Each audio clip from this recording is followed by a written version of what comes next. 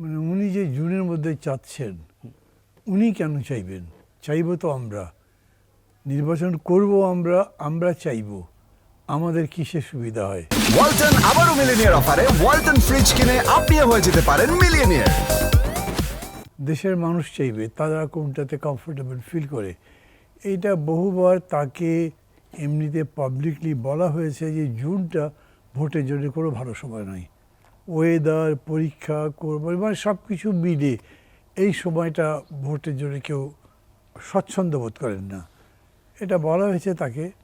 উনি কেন এটা জুনে করতে চান বা জুনে যেতে চান তার কিন্তু কোনো কারণ বলেননি।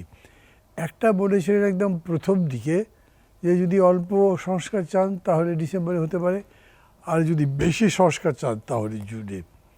তখন আমরা সবাই মিলে বলেছিলাম যে আপনি অল্প সংস্কার বলতে কী বোঝান, আর বেশি সংস্কার বলতে কোনটা বোঝাচ্ছেন সেটা বলেন। ধরেন সরকারের পক্ষ থেকে আমাদের কাছে 166টা প্রস্তাব দেওয়া হয়েছে সংস্কারের, স্প্রেডশিট, যেটা সবাই জানে। তো সবগুলো আমরা আনসার করেছি, এবং সরকারি হিসাব মতে ধরেন অন অ্যান অ্যাভারেজ 130-এর উপর প্রস্তাবে রাজনৈতিক দলগুলো ঐক্যমত্য হয়েছে।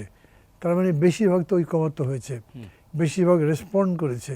এখন উনি আরও বেশি কিছু প্রস্তাব থাকলে বলুন যে না আরও এগুলো আমার প্রস্তাবের মধ্যে আছে, সেগুলো আপনারা বলেন। উনি তো সেটা বলছেন না বা বলেননি। এই প্রশ্ন তাকে আমরা টাইম অ্যান্ড এগেন করেছি, সামনাসামনি বলেছি যে আপনার বেশি সংস্কার বলতে কী বোঝান। সাধারণত ধরেন আমরা প্রশ্ন করলে উনি জবাব দেননি, এবং উনি ওনার মতো আগেই বলেছেন।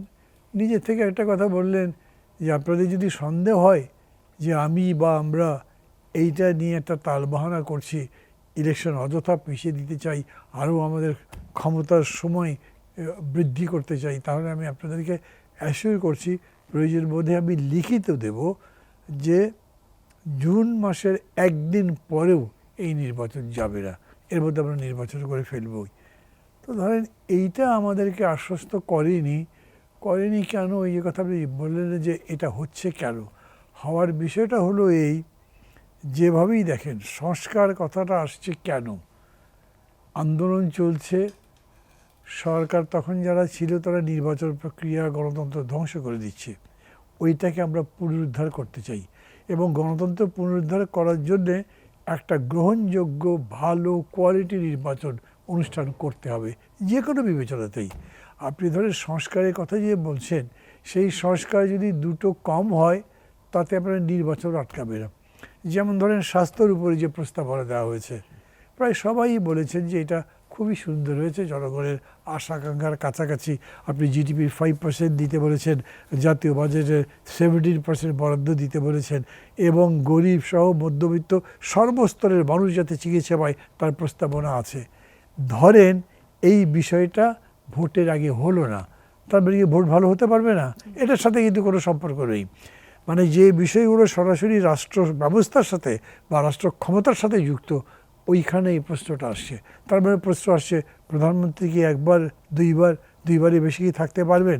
আমাদের পার্লামেন্টটা কেমন হবে এটা কখন বলবে? উপরে পার্লামেন্টটা কীরকম হবে, নিচে যেটা সেটা কেমন হবে? এই বিষয়গুলো নিয়ে আমাদের মধ্যে আলাপ আলোচনা চলতে পারে, এবং সেখানে আবার ডক্টর ইউনূসী বলেছেন যতগুলো বিষয়ে জাতীয় ঐক্যমত্য হবে, উনি একটা কমিশন করেছেন তার জন্যে, সেই বিষয়গুলোর উপরে আমি সংস্কার করব, যেগুলো হবে না রেখে দেবো, পরবর্তী সরকার এসে করবে। তাহলে এটাও তো সলভড হয়ে আছে। এখন কিন্তু ভার্চুয়ালি আমরা কোনো জায়গায় আটকে নেই। আপনি যেখানে পারছেন না, যেমন আলী রিয়াজ সাহেব কয়েকবারই কিন্তু বলেছেন যে রাজনৈতিক দলগুলোর মধ্যে খুব মত পার্থক্য দেখা যাচ্ছে। তার একদিন পরে বলেছেন মৌলিক বিষয়েও পার্থক্য দেখা যাচ্ছে, এবং তার কথার মধ্যে টোন আছে যে এই ব্যাপারে ঐক্য করা যাচ্ছে না। আমি ব্যক্তিগতভাবে অন্যদের পক্ষে যখন আলোচনা করছি তখন বলেছি ডক্টর ইউনূসকে যে স্যার একটা কথা বলি, বাংলাদেশটা এরকম বা প্রথম সারা বিশ্বই এমন হয় যে সবাই চাই যে নাম্বার 1-এর সাথে কথা বলতে, ফাইনালটা ওইখানে হয়, ওই জন্য শীর্ষ বৈঠক বলা হয়। কিন্তু আপনি তো কারোর সাথে কথা বলছেন না, আপনি যাদের পাঠাচ্ছেন তাদের সাথে রাজনৈতিক দলগুলো ফাইনাল সেটেলমেন্টে তো নাও যেতে পারে, কথা নাও বলতে পারে। কাজে আপনার আসা উচিত, কথা বলা উচিত। আমি এটা ওনাকে প্রথম দফার সাজেশন দেবার আগেও বলেছিলাম, এবং বলেছিলাম যে আলোচনা করে লিখিত জিনিসটা দেন, নাহলে লিখিত দিয়ে দেবেন তখন আপনাকে দ্বিতীয় দফা চেষ্টা করতে হবে। মান্না ভাই, একটু বলে রাখা ভালো, সেটা হচ্ছে প্রধান উপদেষ্টা ওই জাতীয় ঐক্যমত্য কমিশনেরও প্রধান। জি জি, কিন্তু উনি তো বসছেন, আমি সেটাই তো বলছি, তার ডেপুটি সহ সভাপতি হচ্ছেন ডক্টর আলী রিয়াজ। তাকে বসবার জন্য দিয়েছেন এবং মনে হচ্ছে প্রধান দায়িত্বটা তাকে দিয়েছেন, ফলে এটা এক বিন্দু এগোয়নি। আমি ওনাকে জিজ্ঞেস করলাম যে আপনি আপনার 9 বছরের শাসনে একটা সংস্কারের কথা বলেন, 9 যেটা মাসে, করেছেন 9 মাসে। 9 মাসে। জি, জি। বলে আমি বললাম যে দেখেন স্যার, আপনি সুপ্রিম কোর্টের একজন ভালো বিচারপতি, প্রধান বিচারপতি দিয়েছেন, আমি দেখছি সবাই এটাকে প্রশংসা করছে, কিন্তু এটাকে কি আপনি সংস্কার বলবেন? একটা পোস্ট খালি আছে, সেখানে একটা ভালো লোক বসিয়েছেন, ওটা তো সংস্কার নয়। তবে আমি এটা বলি, আপনি সুপ্রিম কোর্টে একটা ভালো লোক বসাতে পারলে পুলিশটাকে এরকম সাজাতে পারলেন না কেন? কারণ পুলিশ আমাদের নির্বাচনের জন্য আরও বেশি দরকার। এবং আমি তো দেখছি না যে সরকার 9 মাসে পুলিশকে, ইলেকশন কমিশনকে ভালো করে সাজাবার জন্য কোনো উদ্যোগ নিয়েছে। তাহলে আপনি ভালো ইলেকশন উপহার দেবেন কীরকম করে? এই সব কিছু মিলে আমি আপনাকে বলছি, নাথিং হ্যাজ কাম নিউ। আপনি জিজ্ঞেস করলেন যে নতুন কি আসে, নতুন কিছু আসেনি, উনি আগের কথাগুলোই বলেছেন।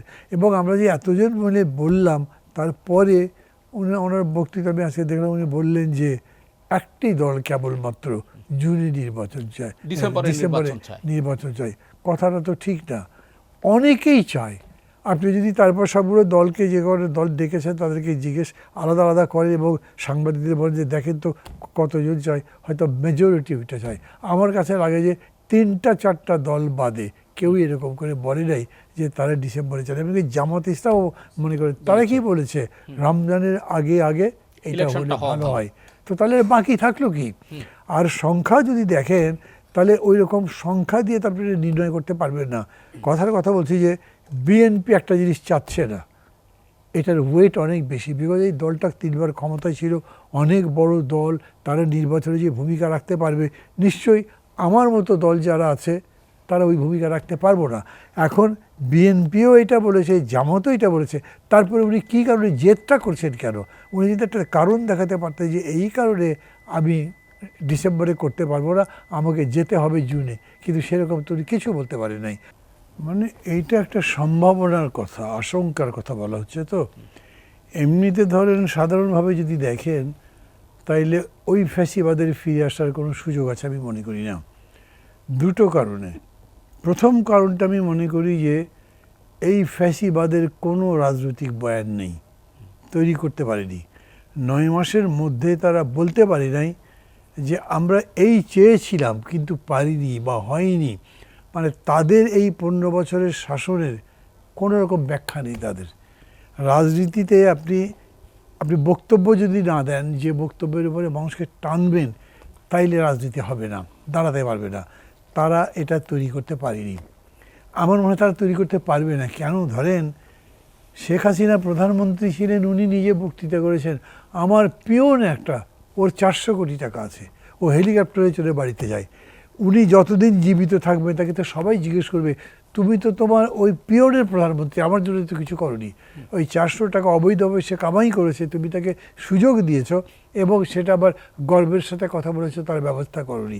এবং যত লুটপাটের কাহিনী সব প্রকাশিত হয়েছে এর মধ্যে, এগুলো বলতে থাকবে যে খুন, ধর্ষণ যাই হয়েছে সব বলবে, কোনোটার কোনো জবাব ওদের কাছে নাই। এই কারণে আমি মনে করি যে ওইটা চলবে না। কিন্তু হয় কি, ধরেন অত্যাচার যতখানি হচ্ছে বা অপছন্দ আমি যতখানি করছি, তার চাইতে অপছন্দের কেউ যদি আসে, তাহলে এই অপছন্দটা কমে যায়। ডিগ্রিটা খুব ইম্পর্টেন্ট এই কারণে। এখন ধরেন শেখ হাসিনার আমলে কথার কথা বলছি, চাল 16 টাকা করে খেয়েছি, এই আমলে হঠাৎ করে 20 টাকা হয়ে গেল, তখন মানুষ বলবে তাহলে তো ওটাই ভালো ছিল। এটা কমনলি বলবে, মানে এটা কেউ শিখিয়ে দেবে না, কিন্তু বলতে থাকবে। এই রকম একটা প্রবণতার সম্ভাবনা কেন মনে করছি, যে অনেকগুলো ব্যাপারে এই সরকার ব্যর্থতার পরিচয় দিয়েছেন। ধরেন এই যে লুটপাটটা করেছে, তার ব্যাপারে কিছুই করেননি। ইকোনমিক টাস্ক ফোর্স একটা রিপোর্ট দিয়েছে, দেবপ্রিয় মাঝে মাঝে এটার উপরে কথাবার্তা বলেন, যে এটা কেউ দেখেই না এখন। তো আপনি ওইটা তো করলেন না। দ্বিতীয় কথা হচ্ছে, যে অত্যাচার নির্যাতন সে মানুষকে হত্যা করেছে, গুম খুন হয়েছে, এগুলোর উপরে কিছু করে সবাই মিলে বলতে বলতে তারপরে একটা চার্জশিট হয়েছে, সেইটা সামনে এনেছে। বাকিগুলো হয়তো দেখবেন যে আরও 1 বছর চলতেও আরও 2টো কি 3টা করতে পারে কিনা আমি জানি না, মানে তাদের গতি থেকে মনে করছি। এই জায়গাগুলোতে যে গ্যাপ আছে সেই গ্যাপে স্বৈরাচার মাথা তুলতে পারে। আর একটা জিনিস বলি, আওয়ামী লীগ অনেক বড় পার্টি, কিন্তু আওয়ামী লীগের নেতৃত্ব খুবই লোভী। শেখ হাসিনা নিজে পুরা ক্ষমতা আঁকড়ে ধরে থাকতে চান। উনি যদি তার দলের মধ্যে মিনিমাম একটা রিসাফল করতেন, আওয়ামী লীগের মধ্যে এখনও মানুষ আছে যারা গত 15 বছরে ভার্চুয়ালি কোনো বদনাম কামাই করেনি, মানুষ মনে করে তাদেরকে ভালো। আমি নাম বলতে পারি, 2-4টা দরকার নেই, সবাই জানে। ওই রকম মানুষ দিয়ে যদি একটা কমিটি দিয়ে সবার কাছে এসে বলে আমাদের যাই ভুল হয়েছে আমরা মাপ চাই, আমরা এখন এই করে আবার সামনে আসতে চাই, মানুষ কিন্তু থমকে দাঁড়াবে, ঘুরে দাঁড়াবে, শুনবে, আসলে দেখি তো কী বলে। আর যদি সামনে এরকম মানুষকে দেওয়া যায় যে মানুষ মনে করে যে এটা ভালো লোক, বাঙালি কিন্তু খুব একটা হলো খুবই ফরগেটফুল নেশন, 2 নম্বর হচ্ছে একটু উদার ক্ষমাশীল জাতি, তাড়াতাড়ি ভুলে যেতে পারে, এই জন্যে এই জায়গাটা রয়েছে। এখন কি হলো, সরকার যখন এগুলো করছে, আর ইউনূস সাহেবকে নিয়ে আমরা কী না করেছি বলেন, মানে ইউনূস সাহেব is a severe of this country, এরকম করে কিন্তু প্রজেক্টেড হয়েছে ন্যাশনালি ইন্টারন্যাশনালি। উনি নিজে ভোট দিতে চাইছেন না, তখন বলবে তো শেখ হাসিনা কি খারাপ ছিল, বলবে এরকম করে। এবং এই প্রক্রিয়া যদি চলতে থাকে তাহলে একসময় আমরা যে কথাগুলো বলি মানুষ আমাদের দেখবে না, তো কম্প্যারিজনটা বিটুইন দ্য টু, বিকজ তার সাথে আমরা লড়ছি, ওরা তার সাথে লড়বে, তার কথা বলতে থাকবে, এবং ওই রকম করে তার ফিরে আসবার একটা জায়গায় তৈরি হবে, অন্তত কথা তো বলতে পারবে। আর এই যে ইনক্লুসিভ পলিটিক্সের কথা একটু আগে বললেন না, যে ইন্ডিয়া থেকে এটা বলেছে, খেয়াল করে দেখেন, প্রথম ইনক্লুসিভ অন্তর্ভুক্তিমূলক রাজনীতির কথা বলেছেন ডক্টর মোহাম্মদ ইউনূস, ফ্রান্স থেকে ফিরে এসে এয়ারপোর্টে বলেছেন। খুবই স্ট্রাইক করেছে আমার কাছে, আমি কয়েক জায়গাতে লিখেছি, বলেছি এই অন্তর্ভুক্তিমূলক রাজনীতির ব্যাখ্যা তো ওরা দেওয়া উচিত। সেটা কি? আপনি জার্মান পার্টিকে, মানে হিটলারের পার্টিকে, মুসলিমের পার্টিকে ব্যান করেছেন, কেউ তো কোনো কথা বলেনি।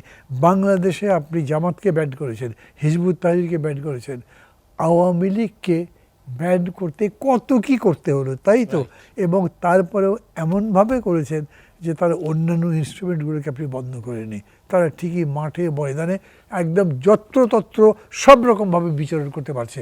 আপনি মানে যদি সাইবার লড়াই বলেন, মিডিয়ার মাধ্যমে লড়াইয়ের কথা বলেন, আন্তর্জাতিক সম্প্রদায়ের কাছে যে আমাদের সম্পর্কে খারাপ একটা ইমেজ দেওয়া হয়েছে, এগুলোর কোনোটাই সরকার লড়াই করতে পারেনি যোগ্যতার সাথে, যথাযথভাবে। হতে পারে ওটা বড় দেশ, অনেক বেশি তাদের রিসোর্সেস তারা পারে, আমরা পারি না, কিন্তু আমাদের যেটুকু পারা উচিত ছিল সেটাও আমরা দেখি না। এই জন্য আমি মনে করি শান্ত যেটা বলেছে, এই কথাতে মনোযোগ দেওয়া উচিত আমাদের সবার, যে আমরা কেবলমাত্র ফ্যাসিবাদকে ঠেকাতে পারি বা এই গণতান্ত্রিক শাসন,